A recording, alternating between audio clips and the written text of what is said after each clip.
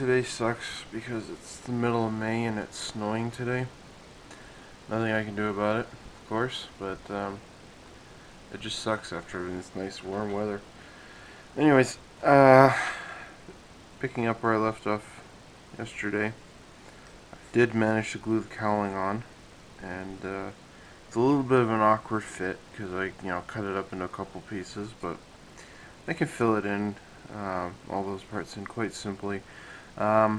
This just needs to be sanded down just a little bit, and then these sections here just need to be filled in and sanded down. Other than that, it's going pretty well. On the bottom here, probably the only big gaps were right here in the wing roots right there. They were pretty fat, but I think I would have had to fill those in anyways. And then there's just a couple more filling up the gun ports and everything. But yeah, I just need to sand those down, and then I'm ready to airbrush. So it's looking pretty darn good. I think what I'm also going to do is glue the landing gear bays and struts down, but not the wheels. I'll put those on later when the model's almost done. Time to airbrush. I've cleaned up my airbrush, loaded it with RLM 4 from Model Master, and it's a yellow, but it's got a bit of an orangey tint to it. And yeah, getting ready here. It's going to be really nice. Tested just a little bit there on the bottom of the wing, see if it was thin enough, and it quite is. If not, I'll just thin it down with some Tester's thinner here.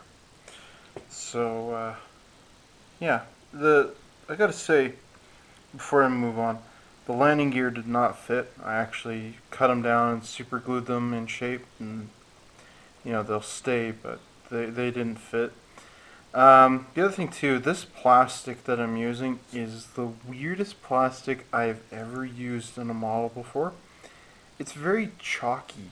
Like, it's incredibly brittle. I can't really explain it, but just weird stuff. Anyways, I'm gonna get about here airbrushing.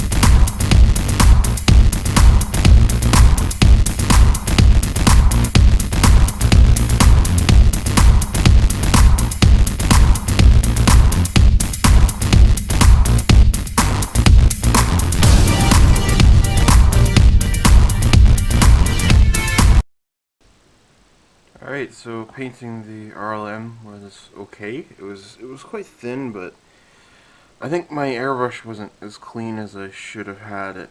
It was kind of spitting out little bits of paint, but since it's enamel, they dried pretty flat. But yeah, here's the yellow color, and I gave it a gloss coat of Future last night before I finished it. I think it looks pretty darn good. So lots of yellow to paint. Now the big deal is to spend a lot of time now masking off all the yellow bits. So that's my project for right now. Next step after that is the the green, not the yellow. I already did that. The green, because I want to paint the model camouflage in there, and I can't get small detail like that with my airbrush yet. I need an airbrush regulator. I need to order that, and when I do, I would be able to do that. So I'm going to do this a different way.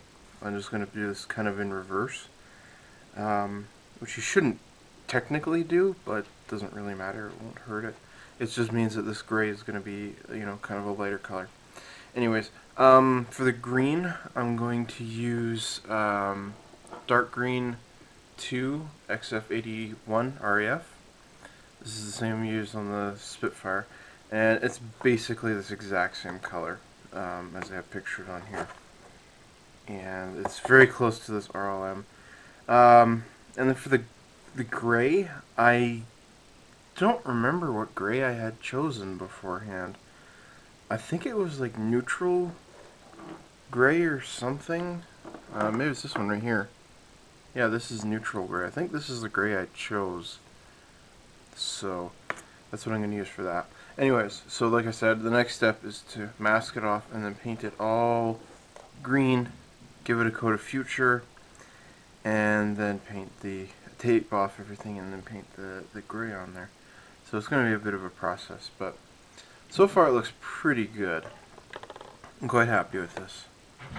It's really got that orangey tint to it. It doesn't really have as much of the yellow. Like, it's not as bright as I was kind of hoping, but it's still a good color. So I'm not going to do anything about it. I'm just going to leave it until I'm done, but I don't know. I'm not quite as thrilled with the RLM yellow here. It's supposed to be very accurate, according to a lot of people in the forums and things like that. They're really happy with the accuracy of Model Master colors. I have to admit, I'm one of them. These, where are they here? These colors here, this dark earth, and this dark green, RAF dark green. I use these for Spitfires, for like Mark 1s and, you know, Battle of Britain stuff. These are the most accurate RAF colors I've ever used. Second place would be Humbrol. They're really good too. But yeah, as far as those Model Master go, they're basically exactly what I want.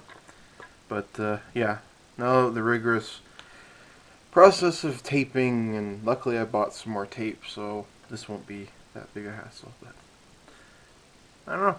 It's a very fun project either way.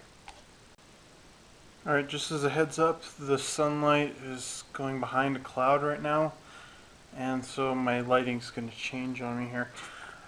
Anyways, I've just loaded up my airbrush with that dark green 2, XF81. It's pretty close to what I want for this color. I accidentally busted off one of the wheels. I can easily glue that back on later, but I thought the heck with it, it's a little easier to tape it up without the wheel on there, so taped up the whole thing here. Now I'm ready to airbrush this on, and like I said, I'm kind of working backwards because this will be easier for me to paint on that little bit of model, and that is to use the darker color first, and that's the green, and then paint the gray on top of that, and I'll get to how that works in a minute. So this will just take a little bit of time and have some fun here airbrushing.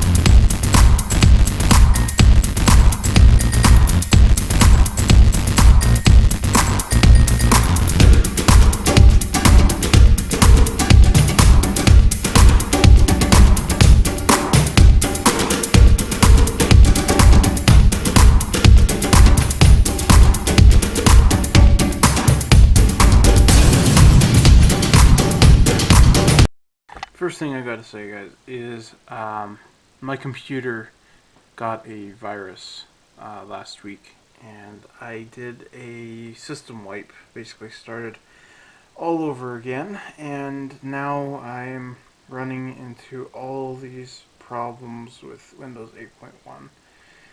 And luckily I'm not the only one who's had these problems with the program, so I can, find solutions quite quickly and fixes and crap like that. But for some reason, and I'm assuming it's 8.1 added again, I just uploaded the Gillows Cessna videos today, the final one, and as you can see, the arrowhead for my beginning of my videos is bigger than the size of the screen, and my Battle of Britain video is shrunk down smaller, and I have no idea who's to blame for it exactly, and so I'm trying to fix that, but just keep that in mind. If things aren't quite how they should be, it's a Windows 8 problem, and I'm trying to iron out all the kinks, but I hate Windows 8 so much. What I hate the most is they won't let you go back to Windows 7, which I really liked. Anyways, just a heads up. So I've masked off the Spitfire. I've never actually masked off camouflage like this before, and this was really simple to do. You know, I just put the tape on here, kind of like this one. I put at an angle like this, and then I just took the marker and went da da da, pulled it off, put it on the piece of glass, cut it out, and put it on there. So this went by pretty quick in comparison. And now it's time for the little model pieces. The model camouflage is these little areas here, these little kind of speckles on there. And where this originated is the earlier 109s, in the Battle of Britain is where they changed it. If you look at early Battle of Britain 109s, they would have the top here would be green going up to the tail, and the front here would be green or whatever color, and noses would usually be yellow or whatever, again, whatever color they needed. And then they'd have the splinter camouflage on the wings. And the rest of the sides of the fuselage would be the sky blue that Luftwaffe aircraft were typically in that color. And later on in the Battle of Britain, they started to make this model camouflage going down the fuselage, and it kind of became a typical thing. But it mostly started in the Battle of Britain. So to make this modeling stuff, you can use a paintbrush, and what a lot of modelers do is they actually stipple it on.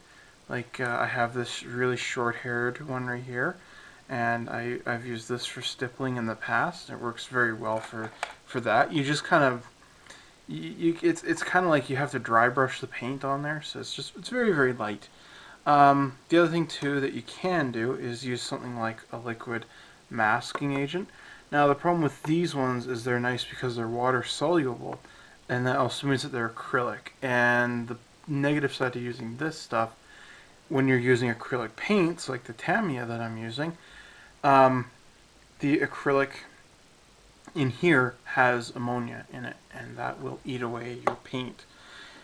So what do you do instead? Well, you can use plasticine, and so I'm just going to show you guys this really quick because there's really not much to tell.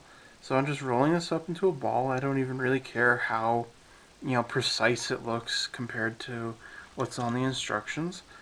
And you just take this and just stick it on here. And so what I'm going to do with this stuff is, because you got to warm it up a bit, so just knead it around in your hands a bit. And I'm just going to paste it all over here and make a very pimply looking Messerspit. And then when I'm done, I'm ready to airbrush. And the first thing I'll do, once the paint is dried off enough, is pull this off. The nice thing about using plasticine is, versus something like tape, tape is a flat surface like this. So when you paint on it, you're going to get a flat edge all around it. When you're using plasticine, it's kind of a round edge like this. Okay, so when you're putting it in here, and so when the paint shoots in here, it doesn't create this hard edge, but it creates a very nice soft edge, which is what you really want to have when you're making some model camouflage. So that's just it. It's just, again, making these tiny little balls of this stuff and sticking it on there. And again, don't worry about how pretty it looks. It doesn't have to look like the box art. You just kind of, I'm just going to put it wherever they show it, but I'm not going to try and match the picture. And anyways, I'm going to go ahead and do that, and that'll take me a little while to do, and then we're ready to airbrush the neutral gray. So I'm looking forward to this. Alright guys, I gotta apologize in advance. Something went up with my camera. I don't know what happened, but yeah, I started airbrushing the gray on there, and it just quit. Don't know what happened. It wasn't the battery, it was something. Anyways, I shut it off and wouldn't come back on. It finally is working now. That's why I'm buying a new camera soon anyways. But here I painted the gray. You can see the model on there, on the side here. So I'm quite happy with that in a way. To be honest, I'm not entirely happy with the model, the colors. the gray came out as a blue, not as a gray, and you know, like I look at the bottom of the bottle and it's, you know, gray, and when I airbrushed it on, it's a blue gray. So you know what, I'm gonna leave it. It's kind of weird. I don't really like the RLM either, but when I'm back from it, like when you stand back and like I came in my room here, I looked at it on the table. I was like, oh wow, what the heck is this? This is a completely different model. It's already actually, I already looked at the footage on the camera, and the yellow looks different on there as well. So I glued the wheel back on, or the landing strut back on there, and the wheels are here, and these are drying, and then I'll just pop those on there really quick. I made a pitot tube out of some brass and filed that down, which reminded me also, Rob, I forgot to make you those. I apologize. I will get around to getting those to you. So sorry, I forgot about that. And I made the other window here. So I cut it off and glued on the correct front there.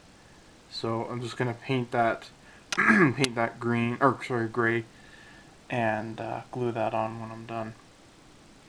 So kind of the next step right now is to I'm just gonna add on a bunch of these little pieces. Like here's the exhaust, so I'm gonna put the exhaust on here. And then I'm just gonna start adding on all these little pieces and stuff. I have to make the antenna, and I've got a little piece of styrene card there. So I'm just gonna make that, glue it on there, and that'll be good to go. But as far as everything else is, I'm pretty close to being done. But like I said, I'm just gonna do all these little bits right now. So then tonight I can add a gloss coat of Future on there.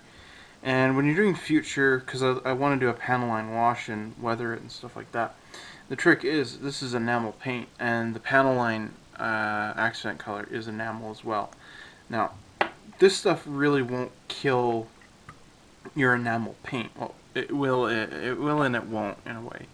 The stuff that really will are the mineral spirits here, because this stuff is really strong, which is why I like it. So this needs to be a really thick layer of Future, which it was to begin with. So 2 or 3 layers of this stuff and I'll be good to go. So, and then lastly is to paint the spinner the proper color. But you know what? This has been kind of a fun model so far.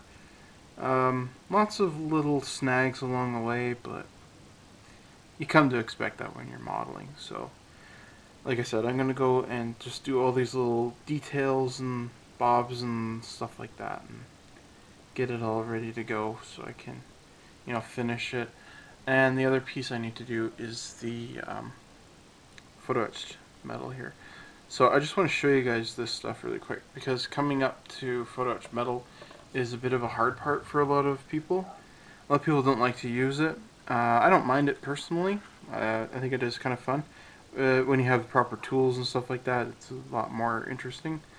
But I need this one piece here. I think I mentioned this earlier. It goes on top of the exhaust like this. So you bend it and put it on there. But the big problem with photo etched metal is getting it to stay on the model, the paint that is. Paint likes to come off of it. So I picked this up a couple years ago, and I quite like this stuff a lot. It's Mr. Hobby Mr. Metal Primer, and I thought this was gone out of business. Like, I thought they didn't make this anymore, but apparently they still do, which is pretty cool. So you can buy this, and it's this clear solvent, and basically it's a glue. And so let me grab a brush here. No, that one's too big. So there we go. So it just goes on clear, and you just paint it onto the metal here like this. And this helps the paint stick on there really well. So I've used this for quite a few projects, and it works really well. The other one that you can use for a metal primer is Future. Future works as an excellent primer for that. It really sticks to it. So I'm just going to paint this here on both sides that.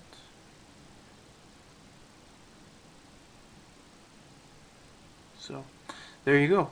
And I just clean this with some lacquer thinner and, away you go.